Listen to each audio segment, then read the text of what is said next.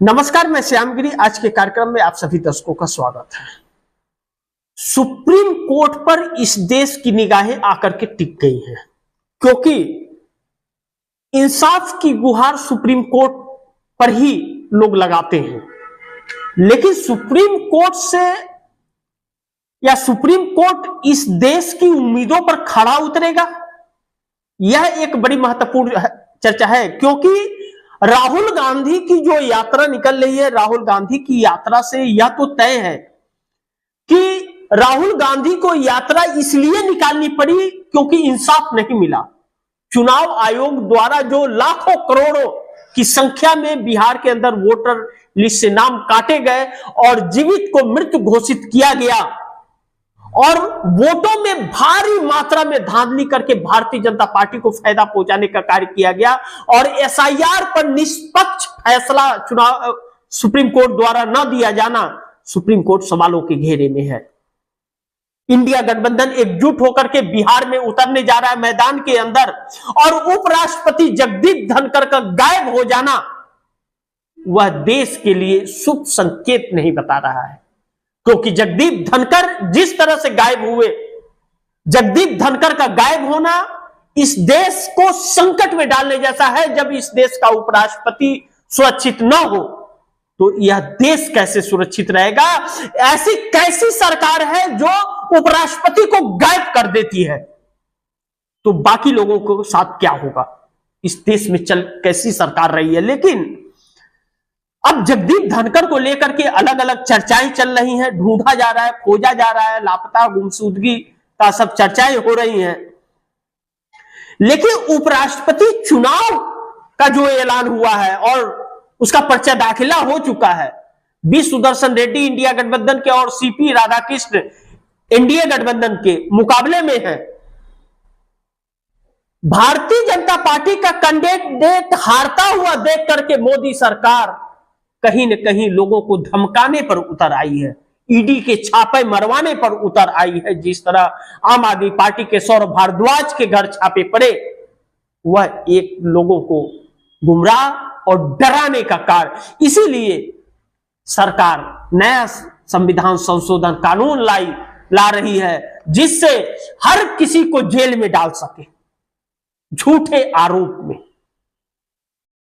इस सरकार का हिसाब कौन करेगा यह वक्त बताएगा, लेकिन सुप्रीम कोर्ट सुनवाई कब करेगा, सुप्रीम कोर्ट इंसाफ कब देगा, इस बात की चर्चा ज्यादा है। चुनाव आयोग को क्यों नहीं लगाम लगाता सुप्रीम कोर्ट? क्यों नहीं इस देश के लोकतंत्र को बचाने के लिए आगे आ रहा है सुप्रीम कोर्ट? यह एक सवाल उठ खड़ा हुआ है। और सुप्रीम कोर्ट के ऊपर सवाल अगर खड़े हो जाए तो इस देश की जनता किसके सामने गुहार लगाएगी, किसके सामने फरियाद करने जाएगी?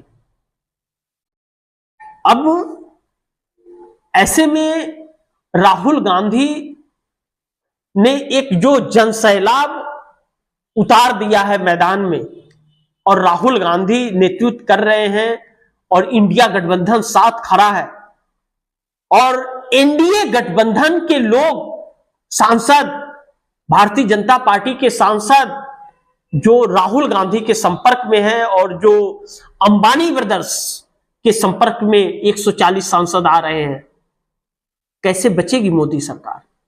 चंद्रबाबु नायडू की एक ऐसी भूमिका होती जा रही है कि चंद्रबाबु नायडू अब अपने आप को बचाने की लड़ाई लड़ते हुए नजर आ रहे हैं, क्योंकि नरेंद्र मोदी धमकियां पे धमकियां चंद्रबाबु नायडू को भी इशारों में कर रहे हैं। जैसे बिहार से कहा कि किसी को छोड़ूंगा नहीं, सबको जेल में डालूंगा। जमानत पर लोग घूम रहे हैं, तो चंद्रबाबु नायडू भी तो घूम रहे हैं। कई क्रिमिनल केसेस हैं उनके ऊपर। 52 दिनों तक 360 करोड़ रुपया कौशल विकास परियोजना के तहत भी जेल में थे। एनडीए में आए तो रफा दफा हो गया, फिर केस ओपन होगा। यह धमकियां लगातार दी जा रही है, लेकिन भारतीय जनता पार्टी के अंदर भी धमकियां दी जा रही है। यानी कि नरेंद्र मोदी से लोग दूर हो रहे हैं, दूरी बना रहे हैं, और नरेंद्र मोदी अलग थलग सी परिस्थिति में है। फकीरगिरी निकल रही है, झोला उठने की नौबत आ गई है मोदी की। और राजा फकीरगिरी दिखाते दिखाते अब तानाशाही पर उतर आया है। चुनाव आयोग के साथ जो साठगांठ नरेंद्र मोदी की है और जो पर्दाफाश लगातार हर चीजों का हो रहा है, अब हटकर्मी पर आ गया चुनाव आयोग, हटकर्मी पर आ गई मोदी सरकार, यह बात कहे। लेकिन अब भी अगर न समझ पाए चंद्रबाबू नायडू और अब भी अगर मोदी से दूरी नहीं बनाई तो बड़ी मुश्किल में चंद्रबाबू नायडू भी आ जाएंगे। तो क्या यह मान ले कि चंद्रबाबू नायडू ने दूरी बना ली मोदी से और समर्थन वापस लेंगे? समर्थन वापस लेंगे या नहीं लेंगे यह मैं नहीं जानता, लेकिन चंद्रबाबू नायडू को जेल में डालने की तैयारी मोदी सरकार कर रही है, इस बात से इंकार नहीं किया जा सकता। नीतीश कुमार का जैसे खेल खत्म हुआ वैसे चंद्रबाबू नायडू का खेल खत्म होने वाला है। फिर पूरी राजनीति उथल पुथल मचा देगी।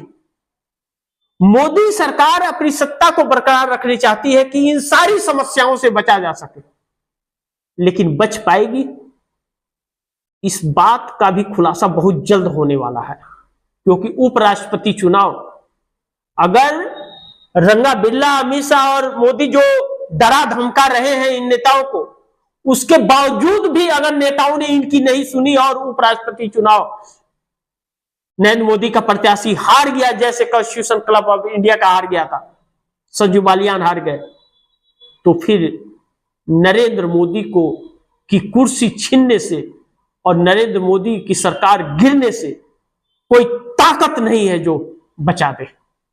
यानी कि नरेंद्र मोदी उपराष्ट्रपति चुनाव हारते ही नरेंद्र मोदी की कुर्सी चली जाएगी, इस बात से इंकार नहीं किया जा सकता।